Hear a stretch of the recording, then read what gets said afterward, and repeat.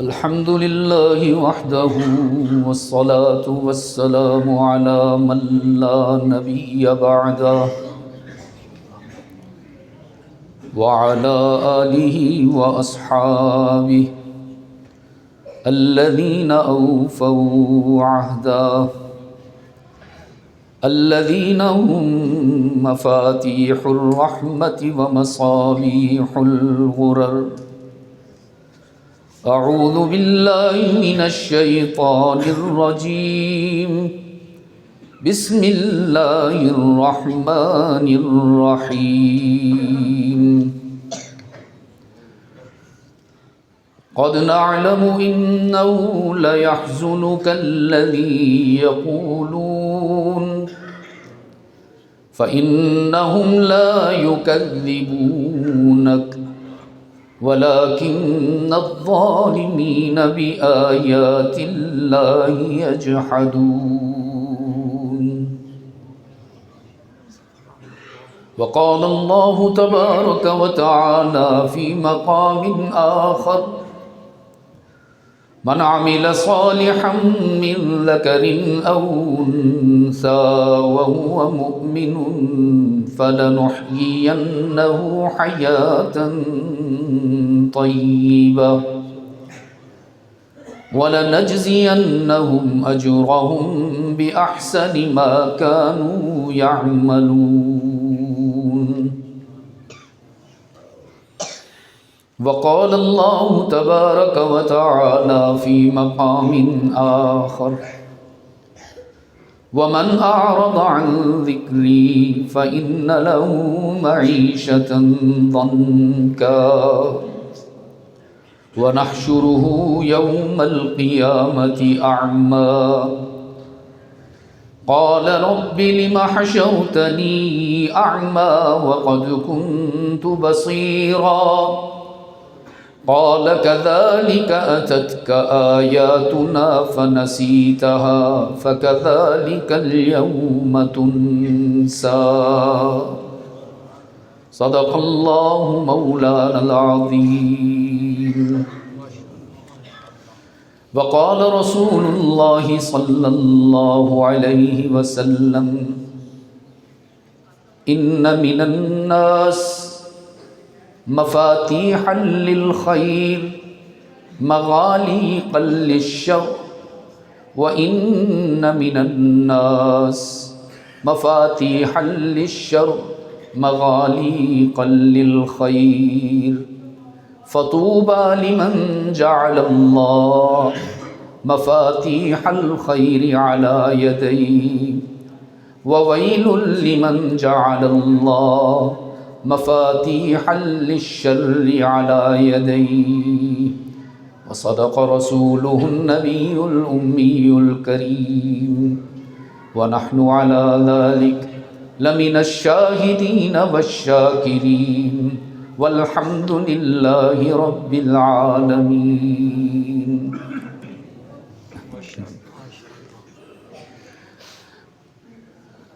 واجب الاحترام علماء کرام، برادر عزیز جناب محترم سعید انجم توحیدی صاحب، جناب آغا عبدالقدیر صاحب، محترم بزرگوں، عزیز دوستو، آج 16 نومبر 2023 ہم یہاں مسجد میاں نور میں سالانہ سیرت سرور کائنات صلی اللہ علیہ وسلم کے عنوان سے مختصر سے وقت کے لیے اپنے رب کی رضا تلاش کر رہے ہیں۔ سب سے پہلے آپ سب سے التماس ہے کہ دعا کریں اللہ مجھے صحت عطا فرمائے۔ آمین۔ میں اس وقت شدید سر درد میں مبتلا ہوں۔ آغا جی کوئی قرآن کریم سے کچھ مقامات کی تلاوت اور اس کی سماعت کی سعادت ابھی ہم نے حاصل کی ہے۔ مجھ سے پہلے حاجی بشیر صاحب کا ذکر خیر ہوا اور ان کے مبارک انجام کا ذکر ہوا۔ میں ان کے فرزند اپنے ہم نام فیصل سے بصمیم قلب تعزیت کرتا ہوں کہ اللہ ان کے والد صاحب کی مغفرت فرمائے اور ایسا انجام ہم میں سے ہر ایک کو نصیب فرمائے کہ سر ہو قدموں میں تیرے اور قضا آ جائے، اس انجام سے بہتر کوئی انجام نہیں۔ اور ان سے یہ عرض کرتا ہوں، فیصل سے، کہاں ہیں ذرا ہاتھ بلند کریں، میں کہ جب والدین یہ دنیا چھوڑتے ہیں تو میراث میں صرف مال و دولت نہیں چھوڑتے بلکہ اعمال صالحہ بھی چھوڑتے ہیں۔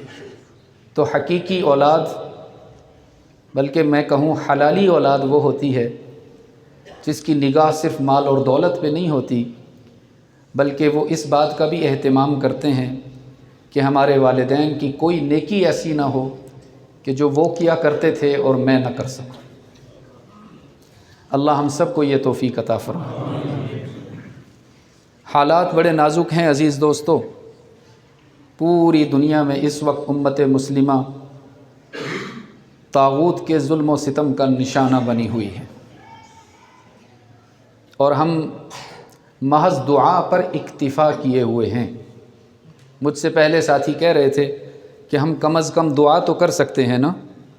میں عرض کرتا ہوں کہ صرف دعا کرنے سے اللہ نے اس دنیا کے اسباب کو، صرف دعا کرنے سے آپ کا کام نہیں بنے گا، کچھ تھوڑے سے اسباب بھی اپنانے پڑیں۔ توکل کا یہ مطلب ہے کہ خنجر تیز رکھ اپنا، پھر انجام اس کی تیزی کا مقدر کے حوالے کر۔ تو ہمیں کیا کرنا چاہیے کہ امت مسلمہ اپنی عظمت رفتہ حاصل کر لے، وہ کھوئی ہوئی طاقت حاصل کر لے۔ وہ کیسے ہوگا؟ ابھی تو ایک اس طرح ہم، اگر آپ مجھے کہنے کی اجازت دیں، بلا مقصد زندگی گزار رہے ہیں، جبکہ یاد رکھیے گا کہ مسلمان زندگی گزارنے نہیں آتا، زندگی بنانے آتا۔ زندگی گزارنے کے لیے جانور ہوتے ہیں، سوتے ہیں، جاگتے ہیں، کھاتے ہیں، پیتے ہیں، بھاگتے ہیں، دوڑتے ہیں اور پھر مر جاتے ہیں۔ ہم یہاں اس لیے نہیں آئے، ہم یہاں ایک مقصد لے کر آئے، اور اس مقصد کی طرف رب العالمین نے الحمد والناس 6500 آیات میں بار بار آپ کو متوجہ فرمایا ہے کہ دیکھنا کہیں دنیا کی رنگینیوں میں کھو کر مقصد سے غافل نہ ہو جانا، منزل کو نہ بھلا دینا۔ اور وہ مقصد ہے کیا؟ اس کی طرف اشارہ کرنے کے لیے میں نے قرآن کریم کی 2 آیات کی تلاوت کی ہے۔ پہلی آیت میں حق تعالی نے واضح طور پر ارشاد فرمایا کہ جو اپنا عقیدہ درست کرے گا اور رحمت عالم صلی اللہ علیہ وسلم کی اتباع کرے گا، اس کو اللہ بے شمار انعامات سے نوازے گا، جس میں سب سے بڑا انعام، بہت توجہ سے سنیں گے آپ، پھر کہتا ہوں، الفاظ کو آسان کرتا ہوں، جو اللہ پر ایمان کامل رکھے گا، ایمان کامل، یہ نہیں کہ کچھ چیزوں میں اللہ معبود ہے اور کچھ چیزوں میں ہم دوسروں سے بھی مدد لیتے رہیں، جو اللہ پر ایمان کامل رکھے گا اور اس کے محبوب سرکار دو عالم صلی اللہ علیہ وسلم کی اتباع کامل کرے گا۔ اتباع دونوں جگہ کامل کا لفظ میں استعمال کر رہا ہوں۔ میں نے شاید پہلے بھی آپ کو کسی ملاقات میں عرض کیا تھا کہ اقتداء ہوتی ہی وہی ہے جو کامل ہو۔ جیسے نماز میں امام صاحب امام ہوتے ہیں اور ہم کیا ہوتے ہیں؟ ان کے مقتدی ہوتے ہیں. اگر امام صاحب کا رخ مغرب کی طرف ہو اور ہمارا رخ مشرق کی طرف ہو تو اقتداء کامل ہوگی یا ناقص ہوگی؟ اگر امام صاحب قیام میں ہوں اور ہم رکوع میں جھک جائیں تو کیا یہ اقتداء کامل ہوگی یا ناقص؟ اس لیے میں کامل کا لفظ استعمال کر رہا ہوں کہ ایسا نہیں کرنا کہ کچھ چیزوں میں تو ہم اپنے نبی کی اتباع کر لیں اور کچھ چیزوں میں ہم اپنے رواج، اپنی ثقافت، اپنی تہذیب، اپنی برادری اور اپنے دوست، اپنے احباب کی اتباع کریں. ایسا نہیں. ملاوٹ والی چیزیں تو آپ بھی پسند نہیں کرتے، ہے نا ایسی بات. ہم کبھی کبھی سفر میں جاتے ہیں نا جی، تو میں جو ہے وہ آج میرا ہوا یہ کہ میں بھی سوچ رہا تھا بیٹھا ہوا کہ کیوں میرے سر میں درد ہے، یہ معمول کا تو نہیں ہے. تو مجھے پھر احساس ہوا کہ میرا چائے کا جو شیڈول ہے وہ تھوڑا اوپر نیچے ہوا ہے، اور میں چونکہ 15 سال سے شوگر کا مریض ہوں تو مجھے بہت اپنا خیال رکھنا. تو کبھی کبھی سفر میں ہم دودھ اپنے ساتھ رکھتے ہیں کہ چائے پینے کے لیے خالص دودھ بھی نہیں ملتا تو ہم سے وہ چائے نہیں پی جاتی. آپ بھی گھی استعمال کرنا ہو دیسی تو 2 نمبر کے 1 نمبر؟ ہیں جی آواز تھوڑی ہلکی آئی ہے. ایک ساتھی کہہ رہے سن جی 1 نمبر مہنگا بڑا ہو گیا، 2 نمبر ہی مل جاوے بڑی گل ہے. دودھ پینا ہو تو 2 نمبر کے 1 نمبر، شہد لینی ہو تو 2 نمبر کے 1 نمبر. تو آپ کی چھوٹی سی غیرت 2 نمبری برداشت نہیں کرتی. اللہ جو غیرتوں کا خالق ہے وہ 2 نمبری کیسے برداشت کرے گا؟ ہاں کوئی بھی دے دو، آدھی دینا. اس لیے میں نے کامل کا لفظ استعمال کر رہا ہوں.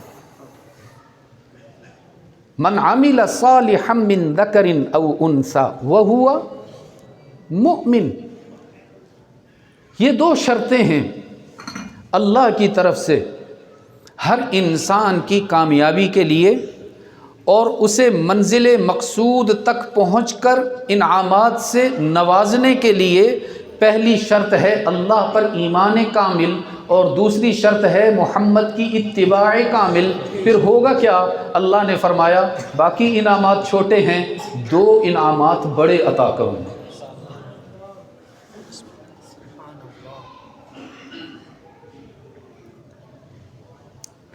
2 انعامات بڑے. فرمایا من عمل صالحا من ذکر او انثى، من عمل صالحا من ذکر او انثى وهو مؤمن. یہ 2 شرطیں آ گئیں. جس کے عقائد بھی پختہ ہوں گے، ان میں تزلزل نہ ہوگا، 2 رنگی نہ ہوگی، اضمحلال نہ ہوگا، ضعف نہ ہوگا. اور دوسری شرط رحمت عالم صلی اللہ علیہ وسلم کی اتباع کا حق بھی ادا کرے گا. فَلَنُحْيِيَنَّهُ حَيَاةً طَيِّبَةً. رب العالمین نے فرمایا سب سے پہلا انعام اس کو یہ ملے گا کہ اس کی دنیاوی زندگی کو قابل رشک بناؤں گا. لوگ دیکھ کر حسرت کریں گے، تمنا کریں گے کہ اے کاش ہمیں بھی ایسی زندگی نصیب ہو جائے. پہلا انعام. مقروض نہیں ہوگا، لباس اور پوشاک بھی قابل رشک ہوگا، انداز زندگی بھی قابل رشک ہوگا. رب العالمین نے فرمایا میرے محبوب کی اتباع کامل اور مجھ پر ایمان کامل رکھنے والوں کو یہ انعام ملے گا کہ دنیاوی زندگی قابل رشک ہوگی. اور دوسرا انعام یہ ملے گا کہ حشر کے روز انہیں اپنا مہمان بناؤں گا اور خود ان کا میزبان بنوں گا. اس سے اچھا ترجمہ مجھ سے ہو نہیں سکا. وَلَنَجْزِيَنَّهُمْ أَجْرَهُمْ بِأَحْسَنِ مَا كَانُوا يَعْمَلُونَ. اللہ کیا بن جائیں گے؟ رضوان۔ مجھے ایک حدیث یاد آئی، جمعہ کے روز، کل جمعہ ہے نا انشاءاللہ، یہ فرشتے جمعہ کے روز کو یوم الجمعہ نہیں کہتے، یوم المزید کہتے ہیں۔ احادیث میں موجود ہے کہ جمعہ کے روز تمام جنتیوں کی محفل لگے گی، جس میں انشاءاللہ ہم اور آپ بھی موجود ہوں گے، اور ہر جنتی کو اس کے مقام کے مطابق نشست ملے گی۔ درجہ بدرجہ تمام جنتی موجود ہوں گے، عام ہوں گے، پھر خواص ہوں گے، پھر علماء ہوں گے، پھر اہل اللہ ہوں گے، پھر تابعین، تبع تابعین، اصحاب اہل بیت، امہات المؤمنین، پھر انبیاء کرام علیہم الصلاۃ والسلام، اور سب سے بلند نشست ہوگی محمد الرسول اللہ۔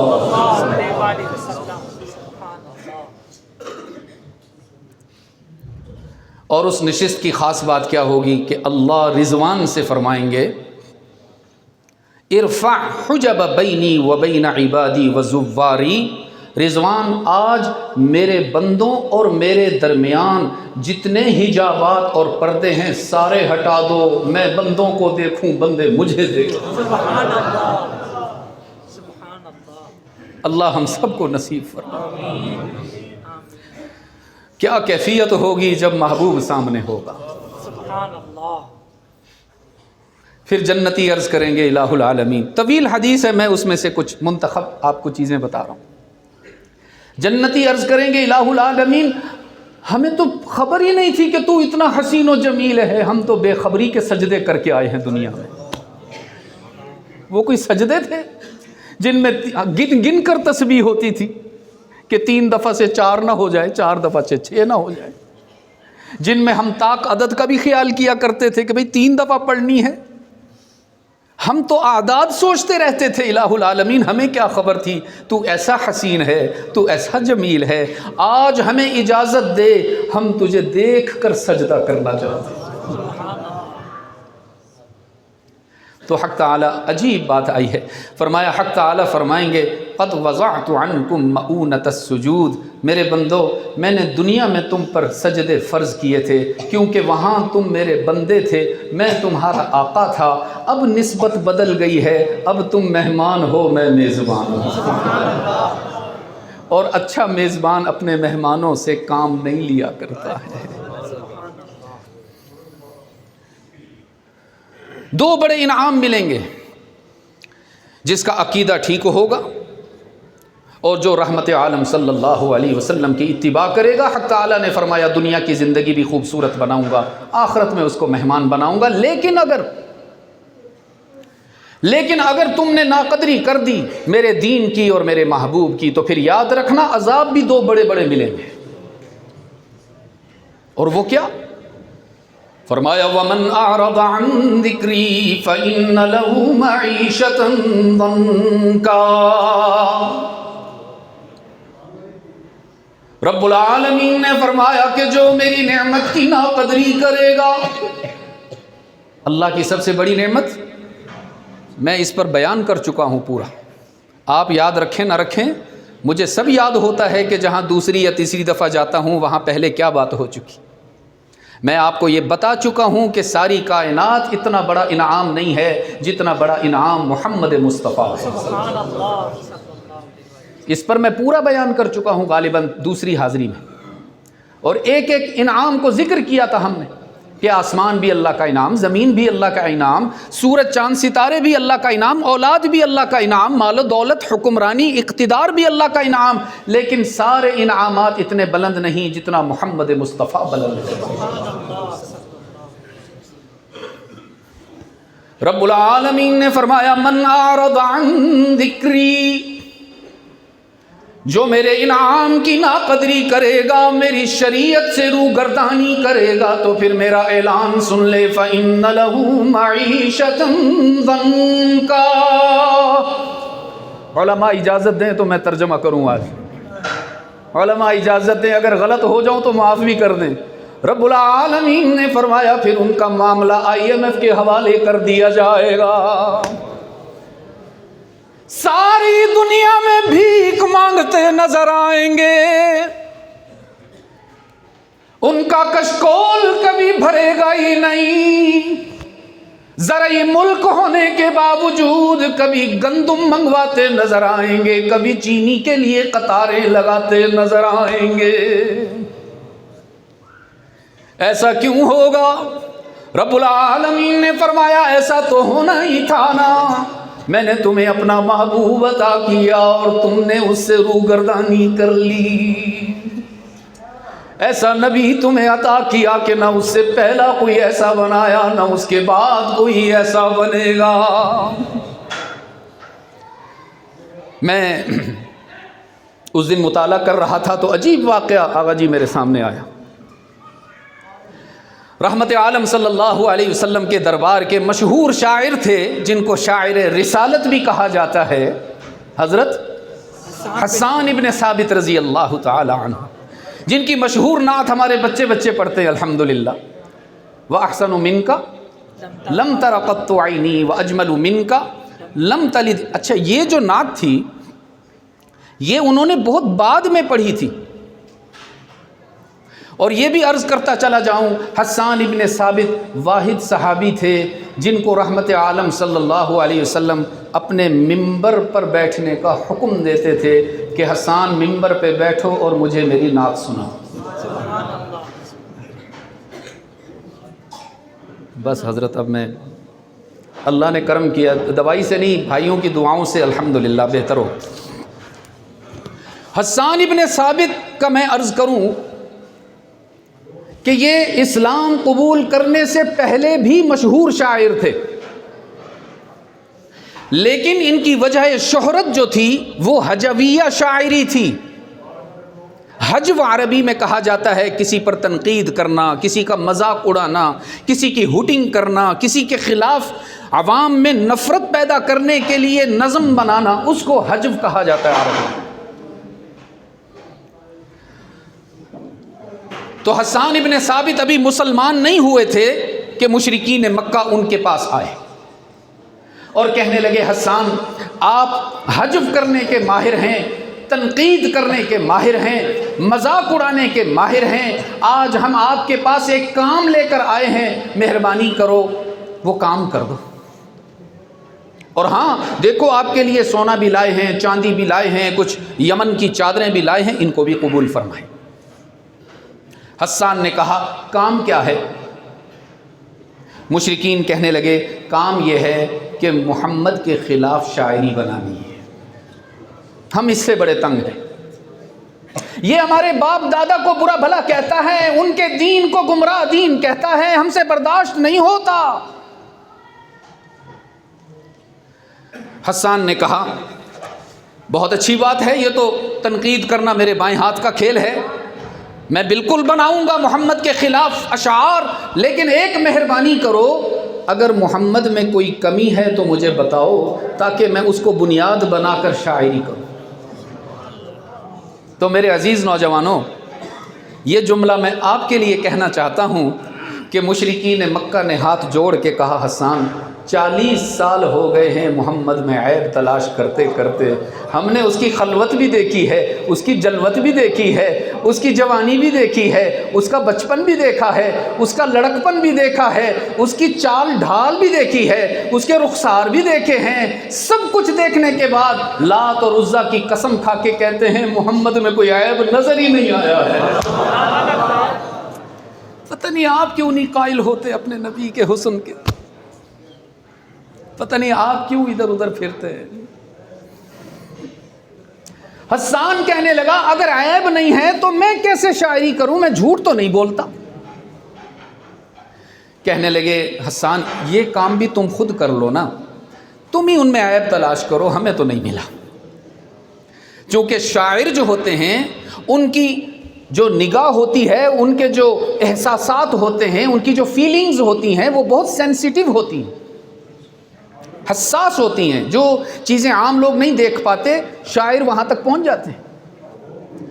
حسان نے کہا چلو ٹھیک ہے، مجھے یہ بتاؤ محمد ملیں گے کہاں صلی اللہ علیہ وسلم۔ انہوں نے کہا فلاں راستے سے روزانہ گزرتے ہیں، وہاں بیٹھ جاؤ، جب وہ تمہارے سامنے گزریں گے کوئی نہ کوئی کمی نظر آئے گی، بس اسی کو بنیاد بنا لینا۔ کہنے لگے بہت اچھی بات۔ وہاں جا کر بیٹھ گئے، اور عزیز نوجوانوں، حسان کی نظر میں تعریف نہیں تنقید تھی۔ وہ تنقید کی نگاہ لے کر گھات لگا کر بیٹھ گئے اور انتظار کرتے رہے کہ اتنے میں آمنہ کا لال آتا ہوا دکھائی دیا۔ سبحان اللہ۔ اور میں کہتا ہوں جب میرے آقا فرش پہ چلتے ہوں گے، حاملین عرش بھی ان کی زیارت کو ترستے ہوں گے۔ سبحان اللہ۔ بس پھر وہی ہونا تھا جو ہوا۔ حسان اپنا دل نکال کے محمد کے قدموں میں چھوڑ آئے۔ سبحان اللہ۔ وہاں سے گھر گئے، سارا مال، اسباب، دراہم، دنانیر، جو کچھ لائے تھے وہ مشرکین، وہ سارا اٹھا کر جا کر ان کے منہ پہ مارا۔ وہ حیران ہو گئے، کہنے لگے حسان یہ کیا ہوا؟ ہم نے تو تمہیں کسی اور کام کے لیے بھیجا تھا، تم تو کلام بنانے گئے تھے نا؟ وہ کہنے لگے ہاں گیا تو میں کلام بنانے تھا، مجھے کیا پتا تھا رب نے میرا کام بنا دیا۔ سبحان اللہ۔ اور پھر وہیں کھڑے کھڑے حسان نے رحمت عالم صلی اللہ علیہ وسلم کی پہلی نعت پڑھی، اسلام سے بھی پہلے، ابھی اعلان نہیں کیا اسلام کا، پہلے نعت پڑھی۔ فرمایا لما رأیت انوارہ سطعت، اے کاش کہ آپ عربی سمجھتے تو پھر آپ کو لذت ملتی۔ لما رأیت انوارہ سطعت وضعت من خیفتی کفی علی بصری خوفا علی بصری من حسن صورته فلست انظره الا على قدری فروح من النور فی جسم من القمر کحلیۃ نسجت بالانجم الزہری۔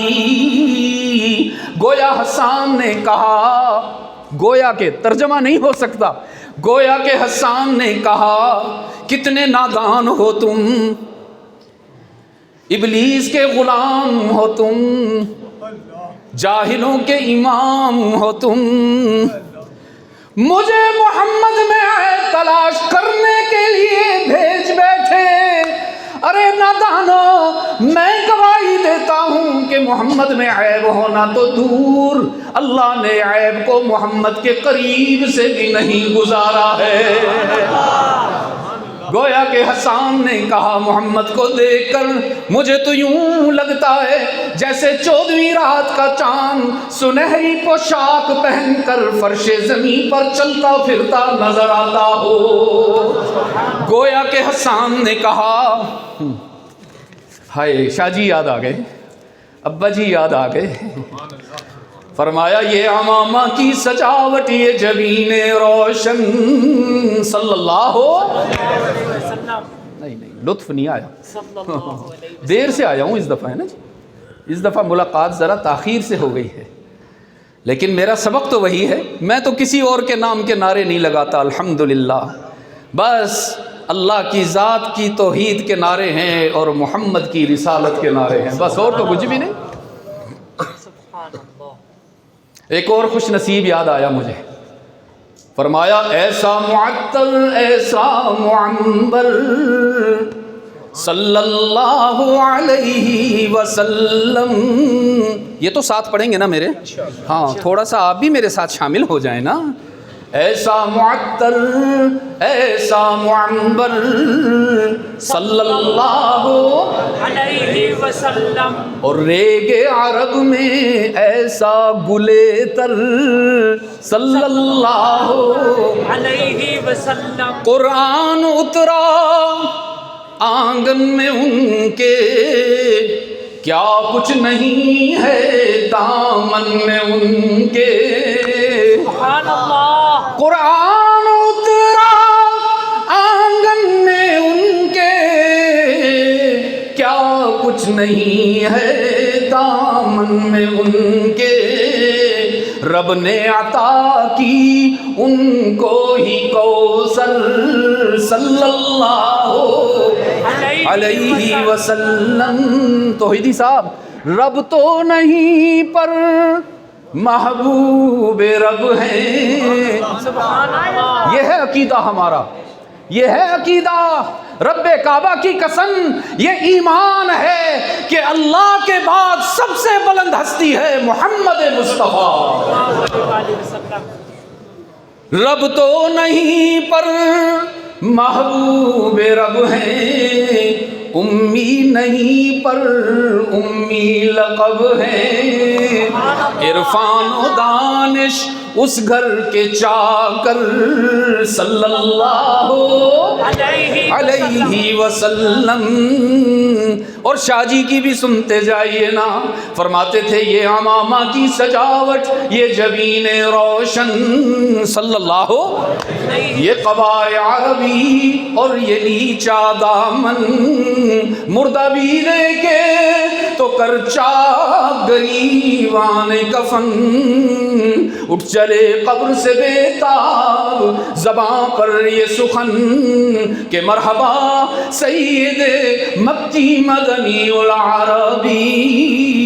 دل و جاں باد فدایت سے عجب خوش لقامی، منے بے دل بجمال تو عجب حیرانم. اللہ اللہ چه جمال است بدین العجابی صلی اللہ علیہ وسلم. سیدہ عائشہ بھی یاد آ گئی رضی اللہ تعالی عنہا.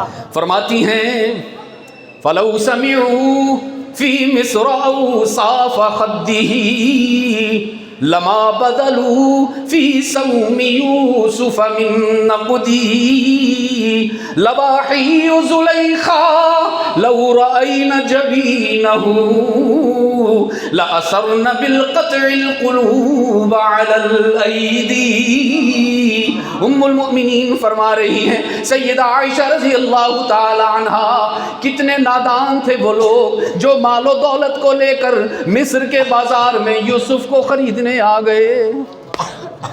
اے کاش کہ انہوں نے میرے آقا کے حسن و جمال کے تذکرے سنے ہوتے تو کبھی اپنا مال یوسف کو خریدنے میں استعمال ہی نہ کرتے، انتظار کرتے کب محمد آئے گا ہم اس کو خریدیں گے. سیدہ فرماتی ہیں کتنی نادان تھی وہ مستورات، کتنی نادان تھی وہ مستورات جنہوں نے یوسف کے حسن سے متاثر ہو کر اپنے ہاتھ کاٹ ڈالے. رب کعبہ کی قسم اگر وہ میرے محبوب کے جمال جہاں آرا کا نظارہ کرتی تو ہاتھ کیا ہوتے ہیں اپنے دلوں پر چھریاں چلا لیتی. سبحان اللہ. صلی اللہ علیہ وسلم. ایسا محبوب اللہ نے ہمیں عطا فرمایا، ایسا محبوب کہ حسان ابن ثابت رضی اللہ تعالی عنہ نے یہ اشعار سنانے کے بعد مشرکین مکہ سے فرمایا تم سب گواہ ہو جاؤ اشہد ان محمد رسول اللہ.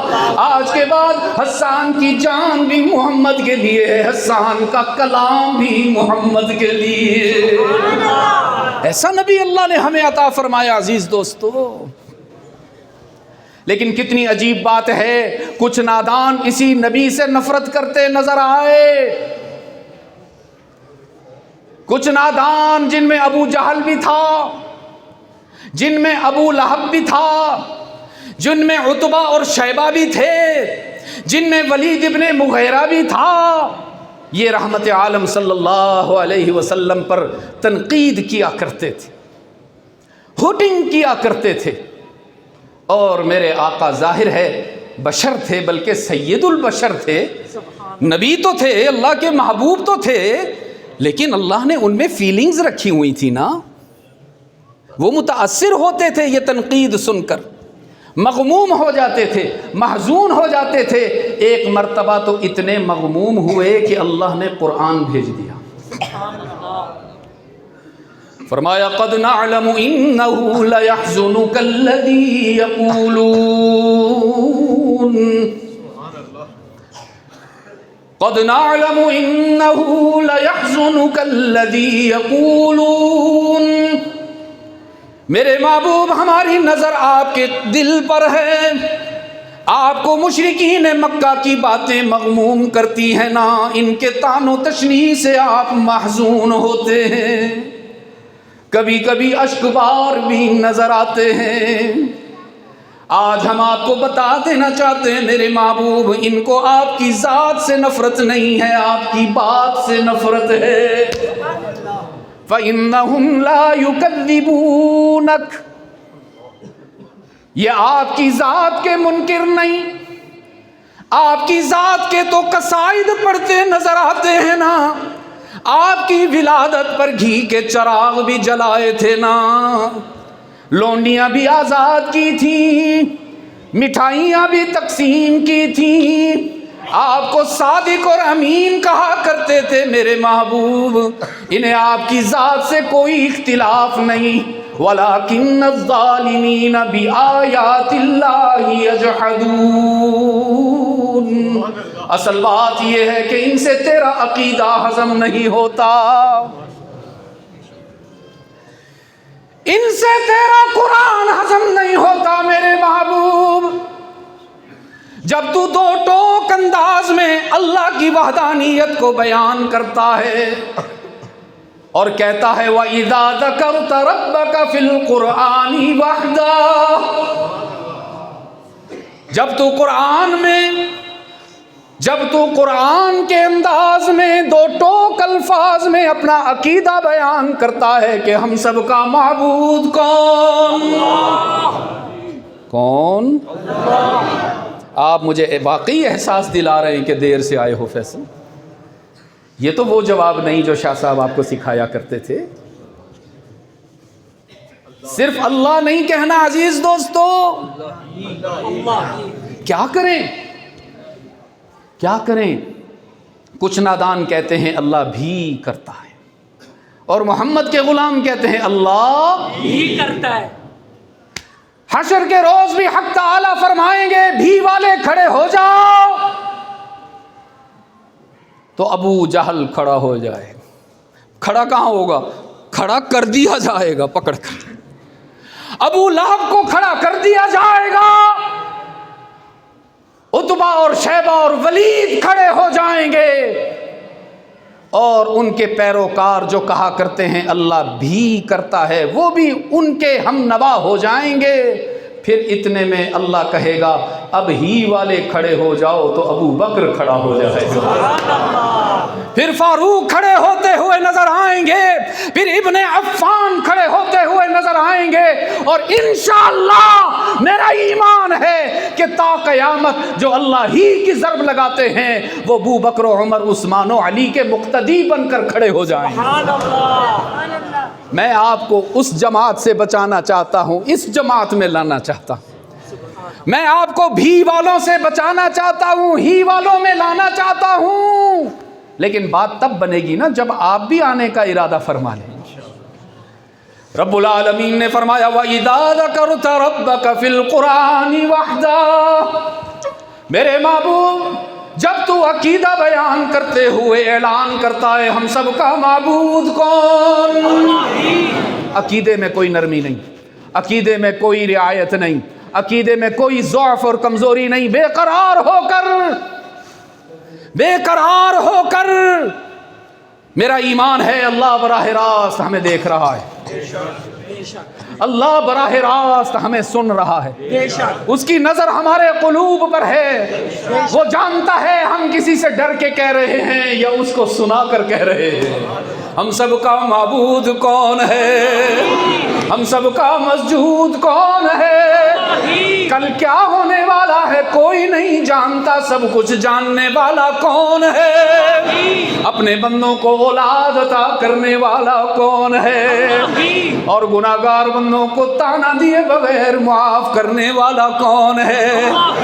رب کعبہ کی قسم عزیز دوستو، دنیا والوں کا ضابطہ کچھ اور ہے، میرے رب کا دستور کچھ اور ہے۔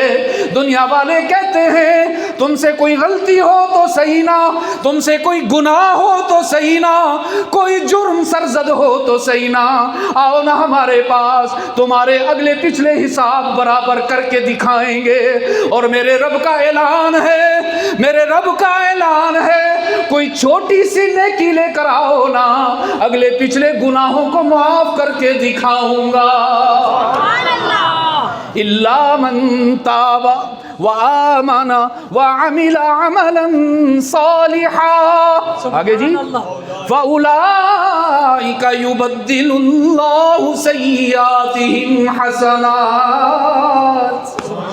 رب العالمین فرماتے ہیں توبہ کرو تو صحیح نا، جتنا بڑا گناہ تھا اتنا بڑا ثواب بنا دوں گا۔ کتنی خوبصورت آیت ہے قرآن کی عجیب دوستو۔ رب العالمین نے فرمایا وَإِلَٰهُكُمْ إِلَٰهٌ وَاحِدٌ لَا إِلَٰهَ إِلَّا هُوَ، آگے الرحمن الرحیم۔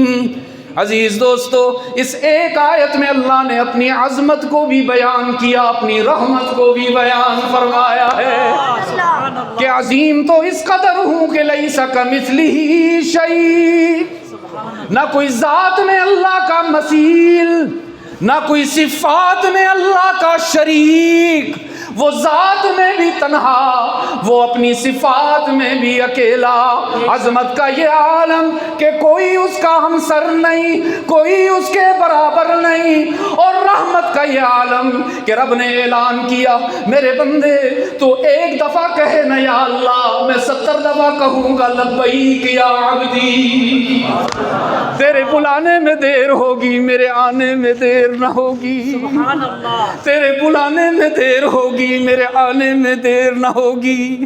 میں تو پہلے سے ہی تیرے قریب ہوں، تو مجھے بھول جاتا ہے، میں تجھے کبھی نہیں بھولاتا ہوں۔ اذکرک وتنسانی، تو مجھے بھول جاتا ہے میں پھر بھی تجھے یاد رکھتا ہوں۔ تو بھول جاتا ہے میں نے فجر پڑھنی ہے، میں پھر بھی ناشتہ بر وقت تیرے دسترخوان پہ پہنچاتا ہوں۔ تو بھول جاتا ہے رات کو عشاء پڑھ کے سونا ہے، نہیں پڑھتا، پھر بھی رات کو تجھے ماں کی ممتا سے زیادہ میٹھی نیند سلاتا ہوں۔ ایمرجنسی ہے، میں نے شروع میں کہا تھا اللہ کے قریب آنا پڑے گا تبھی بات بنے گی۔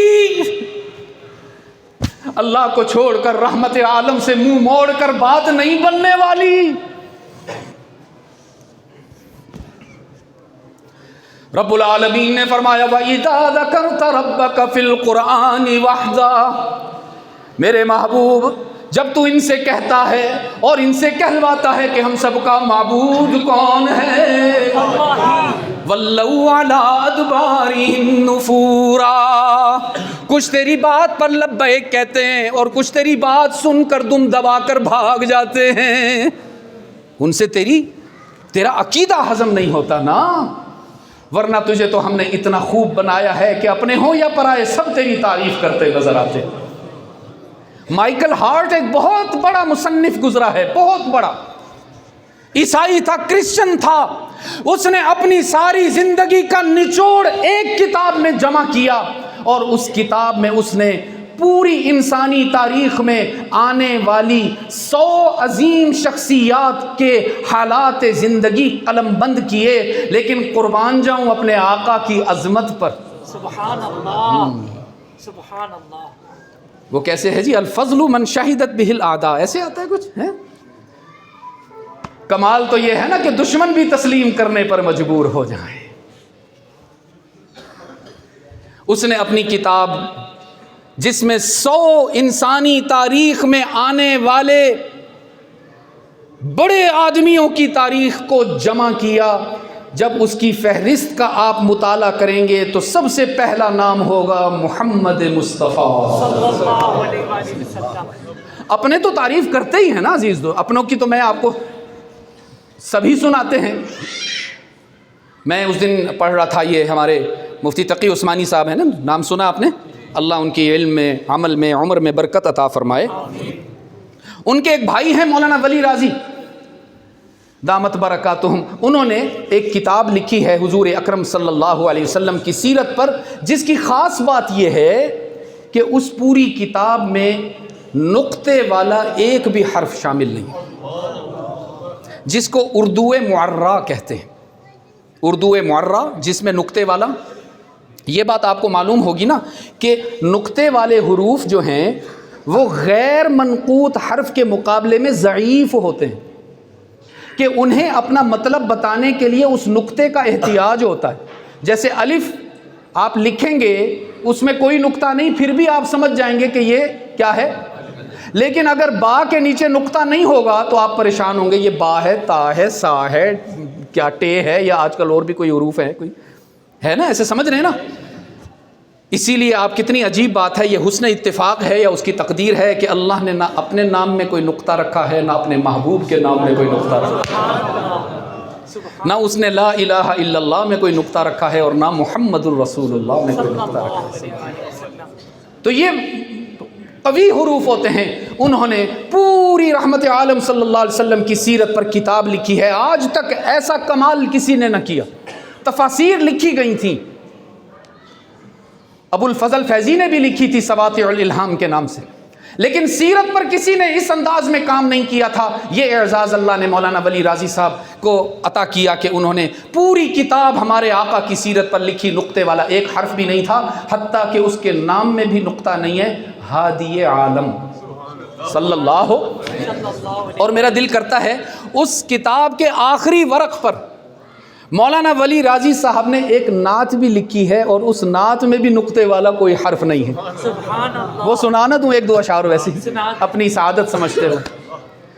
فرمایا ہر دم درود سرور عالم کہا کروں صلی اللہ علیہ وسلم. ہاں، ہم یوں خراج تحسین پیش کریں نا اپنے آقا کو. اور یہ اشعار بھی سنیے، تھوڑا سا غور بھی کیجئے، اس میں نقطے والا کوئی لفظ کوئی حرف نہیں ہے. فرمایا ہر دم درود سرور عالم کہا کروں، ہر لمحہ محو روح مکرم رہا کروں، اس میں رسول ہوگا مداوائے درد دل، صلی علی سے دل کے دکھوں کی دوا کروں صلی اللہ علیہ وسلم. اللہ نے اپنے محبوب کو ایسا بنایا کہ اپنے تو اپنے غیر بھی تعریف کرنے پر مجبور نظر آتے ہیں. اور وہ ایک ہندو شاعر تھا، مجھے نام اس کا بھول رہا ہے، شاید ابھی یاد آ جائے، جس کا کلام تو حضرت شاہ جی بھی سنایا کرتے تھے. فرمایا جس نے ذروں کو اٹھایا اور صحرا کر دیا، سبحان اللہ. جس نے قطروں کو ملایا اور دریا کر دیا، خود نہ تھے جو راہ پر عالم کے ہادی بن گئے، کیا نظر تھی جس نے مردوں کو مسیحا کر دیا صلی اللہ علیہ وسلم. میرے عزیز دوستو، حق تعالی نے قرآن کریم میں 2 شرطیں بیان کی ہیں منزل پر پہنچنے کی. 2 شرطیں بیان فرمائی ہیں منزل پر پہنچنے کی، ایک اللہ پر ایمان کامل، اور دوسری رحمت عالم صلی اللہ علیہ وسلم کی اتباع کامل. اگر ان شرطوں کو پورا کریں گے تو حق تعالی ہمیں انعامات عطا فرمائیں گے دنیا میں بھی اور آخرت میں بھی. لیکن اگر ہم نے ان شرائط سے منہ موڑ لیا اور اپنی مرضی پر چلتے ہوئے زندگی گزاری تو یاد رکھنا اللہ کی طرف سے عذاب بھی آئیں گے، پریشانیاں بھی آئیں گی. ان میں سے پہلا میں نے عرض کیا، فرمایا وَمَنْ أَعْرَضَ عَنْ ذِكْرِي فَإِنَّ لَهُ مَعِيشَةً ضَنْكًا، کہ جو میری نعمت کی ناقدری کریں گے، جو میری شریعت سے منہ موڑ لیں گے، سب سے پہلا عذاب یہ ہوگا کہ دنیاوی زندگی میں ان کو قابل عبرت بناؤں گا. لوگ کہیں گے شکر ہے ہم اس قوم میں نہیں پیدا ہوئے، شکر ہے ہم اس ملک میں نہیں پیدا. اب بھی تو کچھ ایسا ہی ہو رہا ہے نا جی. میں ابھی فہد سے کہہ رہا تھا کہ پہلے زمانہ تھا لوگ کہتے تھے پاکستان زندہ باد، اب زمانہ آ گیا لوگ کہتے ہیں پاکستان سے زندہ بھاگ. 8 لاکھ سے زیادہ نوجوان ہمارے اس 1.5 سال میں ملک چھوڑ کے چلے، اور اس میں تھوڑا جو ہم بڑے ہیں نا ماشاءاللہ، میں خود بھی نیئر 50 ہوں. ذرا ہمیں سوچنا چاہیے ہم نے اپنی نسل نو کو کیا پاکستان دیا، کیا ہم نے اس ملک کو رہنے کے قابل چھوڑا ہے؟ وعدہ تو ہم نے اللہ سے یہ کیا تھا، اے اللہ تو ہمیں یہ ملک عطا فرما، ہندوؤں سے نجات عطا فرما، ہم وعدہ کرتے ہیں اس ملک کو پاک بنائیں گے. یہ وعدہ کیا تھا کہ بھول گئے ہو؟ اسی وجہ سے اس ملک کا نام کیا رکھا تھا؟ پاکستان. پاکستان. पाकीज़ा जगह बनाएंगे या अल्लाह। इस मुल्क में झूठ नहीं होगा, सच्चाई का दौर दौरा होगा, इसमें हम किसी का हक नहीं दबाएंगे, सबको उनका हक अदा करेंगे। इस मुल्क में बच्चियों की और बहनों की और बेटियों की जायदादें हड़प नहीं करेंगे, मीरास में उनको हिस्सा अता करेंगे। ये सब वादे किए थे ऐ अल्लाह, तेरे सामने किसी और के सामने, तेरे अलावा किसी और के सामने सर नहीं झुकाएंगे, तेरे महबूब के सिवा किसी और को महबूब नहीं बनाएंगे। क्या हमने कोई एक भी वादा पूरा किया? इतनी वादा खिलाफी हमने की है कि वो तो रूठा सो रूठा, हमारी नई नस्ल भी हमसे रूठ गई है। और शैतान बड़ा होशियार है, वो कहता है तुम तो जुनैद बगदादी हो, कसूर सारा हुक्मरानों का है जी। आप मुझे बताएं, हुक्मरान हमें कहते हैं कि बहनों का हक जायदाद में ना दो। कौन से हुक्मरान ने आपको कहा? किसी हुक्मरान ने हमें यह सबक दिया है कि पेटी में ऊपर ऊपर अच्छे फ्रूट रखो और नीचे गले हुए डाल दो? ये हुक्मरान हमें सिखाते हैं कि दूध में पानी मिलाकर बेचा करो? ये हुक्मरानों ने हमें कहा है कि तुम लोगों को बकरे के बजाय जानवर दूसरे हराम खिलाते रहो? ये कौन से हुक्मरान ने हमें कहा? याद रखिए, ये शैतान का बहुत बड़ा वार होता है कि वो इंसान को अपनी नज़र में नेक बनाता है और दूसरों को शरीर बनाता है। और खुश नसीब लोग वो होते हैं जो खुद अपने आमाल पर नज़र रखते हैं, जो खैर का बाइस बनते हैं, जो दूसरों के लिए खैर मुहैया तो करते हैं लेकिन उन पर फतवे नहीं लगाते कि तुम जहन्नमी। अजीब अजीब। हमने यकीन फरमाइए अपने आमाल की बदौलत इस मुल्क को काबिल रश्क बनाने के बजाय काबिल इबरत बना दिया है। हमें तस्लीम करना चाहिए कि हम अपने बच्चों को एक अच्छा मुल्क देने में नाकाम हुए। हमने बुरे आमाल के ज़रिए अपने रब को खफा कर दिया है। और आखिर में तशख़ीस करता हूँ कि इस मुल्क के साथ हुआ क्या है, फिर इलाज भी बताता हूँ और फिर दुआ करते हैं। फरमाया ज़रबल्लाहु मसलन क़रियतन कानत आमिनतन मुतमइन्ना, ज़रबल्लाहु मसलन क़रियतन कानत आमिनतन मुतमइन्ना यअतीहा रिज़्क़ुहा रग़दन मिन कुल्लि मकान। रब्बुल आलमीन ने फरमाया मैं तुम्हारे सामने एक बस्ती की मिसाल पेश करता हूँ। एक बस्ती जो हमसे वफा किया करते थे बस्ती वाले, हम उन्हें वफाओं पर इनाम दिया करते थे, वो हम पर ईमान कामिल रखते थे। कानत आमिनतम मुतमइन्ना, जिसके नतीजे में हमने उस बस्ती को अमन अता किया, सुकून अता किया। बस्ती के रहने वाले एक दूसरे का इकराम करते नजर आते, एक दूसरे पर जान छिड़कते नजर आते, एक दूसरे के हुकूक की अदायगी में फख्र महसूस किया करते। यअतीहा रिज़्क़ुहा रग़दन मिन कुल्लि मकान, रिज़्क़ चारों तरफ से उनके पास दौड़ कर आता, वो आगे आगे चलते, रिज़्क़ उनके पीछे पीछे दौड़ता, ज़मीन उनके लिए गल्ले उगाती, आसमान मोती बरसाता था। मैं जब इस आयत की तफसीर देखता हूँ, यकीन फरमाइए मुझे ये पाकिस्तान के हालात नज़र आते। यही मुल्क था जो लोगों को एयरलाइन बना कर देता था। आज दुनिया के दूसरे नंबर पर एमिरेट्स एयरलाइन है, उसकी तख्लीक हमारे पाकिस्तानी इंजीनियर्स ने की थी। यही मुल्क था जो जर्मनी जैसे मुल्क को कर्जा दिया करता था। यअतीहा रिज़्क़ुहा रग़दन मिन कुल्लि मकान, रब्बुल आलमीन ने फरमाया चारों तरफ से रिज़्क़ की फरावानी थी। वो लोगों से कर्ज नहीं लिया करते थे, लोगों की मदद करके उनकी ज़रूरियात पूरी किया करते थे। लेकिन रब्बुल आलमीन ने फरमाया फिर उनकी बदनसीबी का दौर आ गया। फ़कफ़रत बिअनउमिल्लाह, वही बात, मन आरद अन ज़िक्री फ़कफ़रत बिअनउमिल्लाह।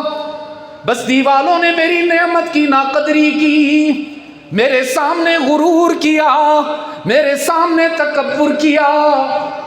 और मुझे कहने दीजिए, पाकिस्तान वालों ने अल्लाह से कहा या अल्लाह हमें शरीयत इतनी महबूब नहीं जितने अपने रिवाज महबूब हैं। हम वो नहीं अपनाएंगे जो मोहम्मद ने सिखाया है, हम वो अपनाएंगे जो बाप दादा ने बताया। رب العالمین نے فرمایا فَكَفَرَتْ بِأَنْعُمِ اللَّهِ فَأَذَاقَهَا اللَّهُ لِبَاسَ الْجُوعِ وَالْخَوْفِ، ہم نے ان کی شکم سیری کو فاقوں سے بدل دیا، ان کے امن کو خوف سے بدل دیا۔ جو ایک دوسرے پر جان نچھاور کیا کرتے تھے وہ ایک دوسرے کی جان کے درپے ہو گئے۔ پہلے رزق ان کے پیچھے دوڑتا تھا، اب وہ رزق کے پیچھے دوڑتے نظر آتے ہیں۔ پہلے ہر طرف سے فراوانی تھی، اب بے سر و سامانی ہو گئی۔ اے اللہ ایسا کیوں ہوا؟ رب نے فرمایا بما کانوا یصنعون، انہوں نے مجھ سے بے وفائی کی تو میں نے بھی انہیں ان کے حال پر چھوڑ دیا۔ تو میرے عزیز دوستو، یہ ایمرجنسی ہے، اور آپ کو پتہ ہے جب کوئی حادثہ ہو جائے، ایمرجنسی میں مریض کثرت سے آنے لگے، تو پھر وہ جو ڈاکٹر ہوتے ہیں وہ تو ڈاکٹر ہوتے ہی ہیں، جنہوں نے چھوٹے موٹے ڈپلومے کیے ہوتے ہیں نا، وہ بھی ڈاکٹر کا رول ادا کرتے ہیں۔ اس وقت سب سے زیادہ ضرورت ہے کہ ہم اپنی کج روی سے باز آئیں۔ جو ہم نے روش اپنا رکھی ہے اللہ اور اس کے رسول کو ناراض کرنے کی،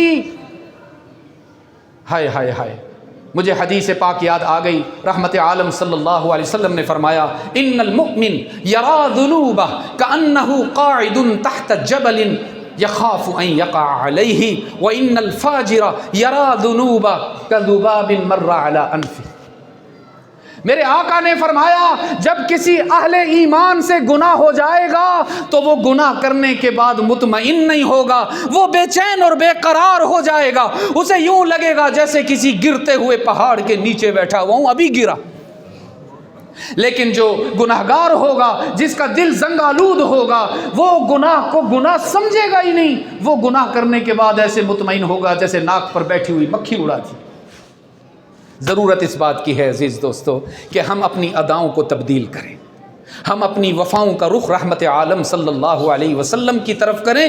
ہم زندگی اس طرح نہ گزاریں جیسے ہمارے جذبات، جیسے ہمارا نفس کہتا ہے، ہم رحمت عالم صلی اللہ علیہ وسلم کی اتباع کامل کر کے دکھائیں۔ میں بھی اس کی نیت کرتا ہوں، آپ سب بھی اس کی نیت کریں، اللہ ہم سب کی حاضری قبول فرما لے۔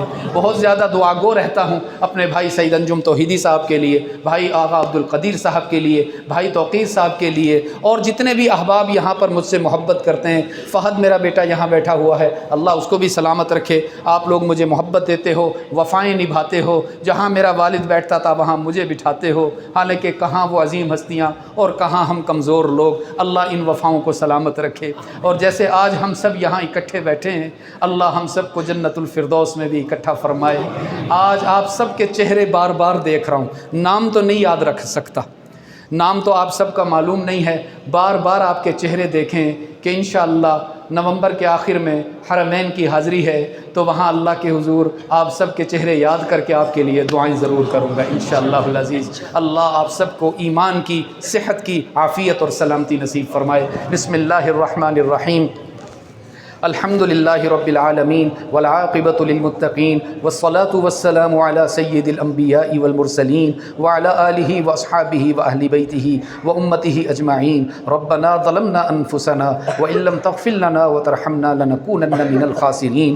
اللہم اعنا علی ذکرک وشکرک وحسن عبادتک۔ اے اللہ ہم کمزور ہیں اور ہمیں اپنی کمزوری کا اعتراف ہے، ہم گناہ گار ہیں، ہمیں اپنے گناہوں کا اقرار ہے۔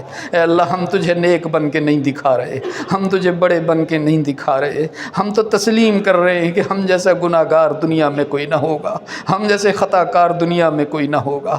ہم میں کوئی یہاں چودھری نہیں بیٹھا، ہم میں کوئی یہاں وزیر و مشیر نہیں بیٹھا، ہم میں یہاں کوئی مالدار و امیر نہیں بیٹھا، ہم سب تیرے در کے فقیر ہیں، تیرے گھر میں آئے بیٹھے ہیں۔ اتنا بڑا مجمع تیرے سامنے آیا ہے، اپنی حاجات لے کے آیا ہے۔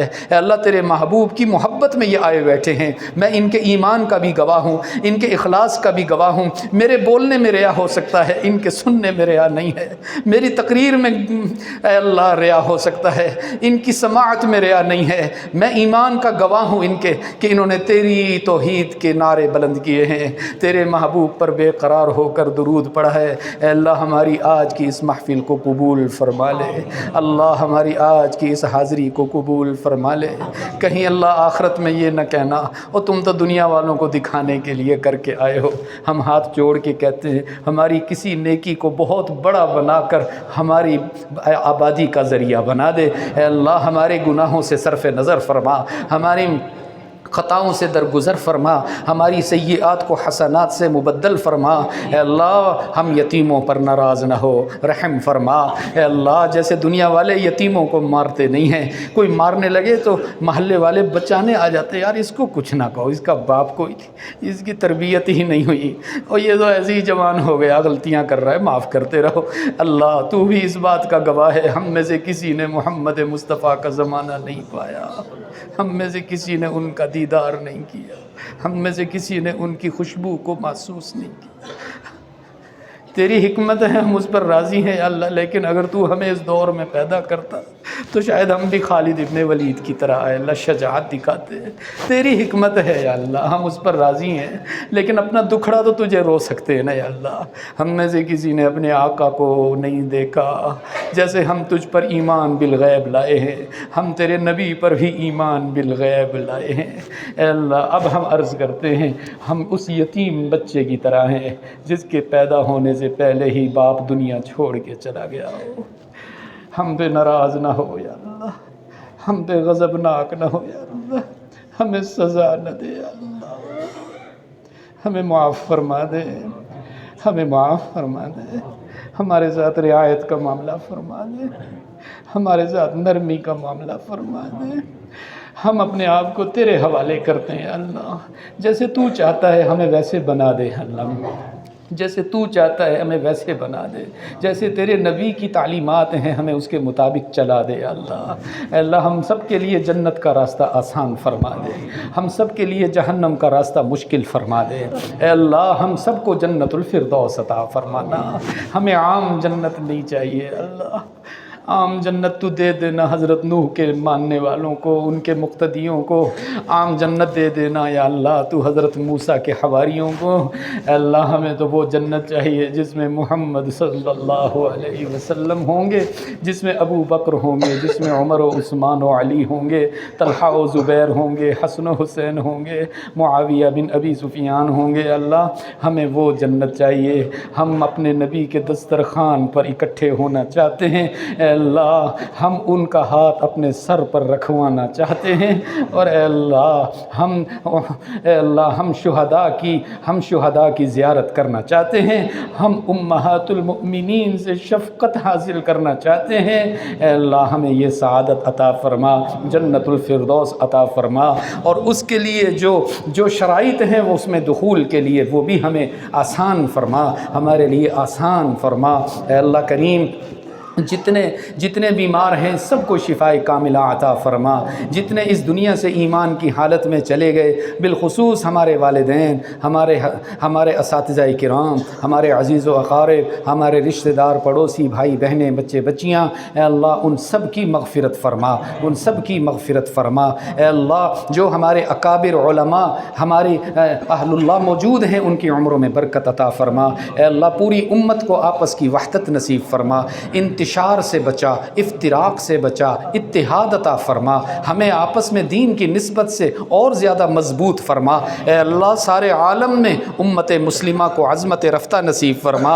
اے اللہ کریم آج ہم نے ارادہ کیا ہے اپنے گناہوں سے توبہ کرنے کا، باز آنے کا، نیکیوں کو اختیار کرنے کا، اس ارادے کو قبول فرما، اور اس ارادے کی برکت سے اے اللہ فلسطین کے مظلوم مسلمانوں کی بگڑی بنا دے اللہ۔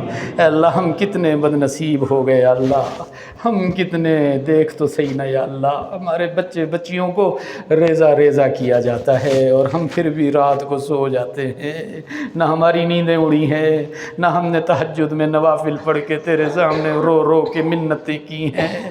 اللہ ہم تو کچھ بھی نہ کر سکے، بس تو اپنی قدرت کا اظہار فرما۔ اللہ فلسطین اور کشمیر کے مسلمانوں کی مدد فرما، اللہ طاغوت کا منہ کالا فرما، اسلام کا بول بالا فرما۔ اللہ ہم مانتے ہیں ان سے بھی غلطیاں ہوئی ہوں گی، وہ فلسطین والے کون سے فرشتے تھے، لیکن یا اللہ معصوم بچوں کے کٹے پھٹے جسم دیکھنا آسان نہیں ہوتا۔ ہمارے بچوں کو سوئی بھی چبھ جائے ہمیں رات کو نیند نہیں آتی۔ اللہ کسی کی ٹانگ ٹوٹی ہوئی، کسی کے ہاتھ ٹوٹے ہوئے، کسی کی آنکھیں پھوٹی ہوئی، اللہ بڑا دل گردہ ہے ماں باپ کا جو برداشت کرتے ہوں گے۔ اللہ تو بھی تو کوئی اپنی غیرت کا اظہار فرما، اللہ تو مدد فرما، پوری امت کی مدد فرما، ہمارے گناہوں کا وبال ہمارے بچوں پہ نہ ڈالنا، اللہ ہماری برائیوں کا وبال ہمارے بچوں پہ نہ ڈالنا۔ اگر ہم سے کوئی ایسا گناہ ہو گیا کہ جس کی وجہ سے تو ہم سے ناراض ہے اور ہمارے بچوں کو دین سے دور کرنے کا فیصلہ کیے ہوئے ہے، ہم ہاتھ جوڑ کے معافی مانگتے ہیں، ہم ہاتھ جوڑ کے معافی مانگتے ہیں، اللہ ہمارے اس گناہ کو معاف فرما، ہمیں مسجد مدرسے سے دور نہ فرما، اللہ ہمیں اپنے گھر کی خدمت میں لگائے رکھنا، ہمیں اپنے دین کی خدمت میں استعمال کرنا، ہمیں اخلاص نصیب فرما، ہمیں ریاکاری سے محفوظ فرما۔ اے اللہ کریم مہربان، جتنے بھائی یہاں آئے ہوئے ہیں، جتنے بچے یہاں بیٹھے ہوئے ہیں، ان سب کے ایمان کی حفاظت فرما۔ اے اللہ بالخصوص ہماری بچیوں کی عزت اور آبرو کی حفاظت فرما، ہمارے نوجوانوں کی جوانی کو پاکیزہ فرما، ان کی نگاہوں کو پاک فرما، ان کی سماعتوں کو پاک فرما، ان کے خیالات کو پاک فرما، ان کے دلوں کو اپنے ذکر سے آباد فرما۔ الہ العالمین، جو مانگ رہے ہیں وہ بھی عطا فرما۔ اے اللہ ہمارے پاکستان کی بھی حفاظت فرما، بڑا نقصان ہو گیا یا اللہ، شرم آتی ہے اپنے بچوں سے نگاہیں ملاتے ہوئے، کیسا ملک ہم نے ان کے لیے چھوڑا، کوئی ہم یا اللہ کوئی اچھی بات نہیں بتا پا رہے اپنے بچوں کو۔ اے اللہ کریم ہمیں معاف فرما، ہمارے ملک کو ترقی عطا فرما، اس کو درد دل رکھنے والے حکمران نصیب فرما، درد دل رکھنے والے حکمران نصیب فرما۔ اے اللہ اس کی سرحدوں کی حفاظت فرما، فضاؤں کی حفاظت فرما۔ اے اللہ دشمن ہم سے بہت آگے نکل گیا، ہم پیچھے رہ گئے، تو ہماری مدد فرما، جو مانگ رہے ہیں وہ بھی عطا فرما، جو نہیں مانگ سکے اپنے کرم سے بن مانگے عطا فرما۔ وصلی اللہ تعالی علی خیر خلقہ سیدنا محمد وعلی آلہ واصحابہ اجمعین، آمین برحمتک یا ارحم الراحمین۔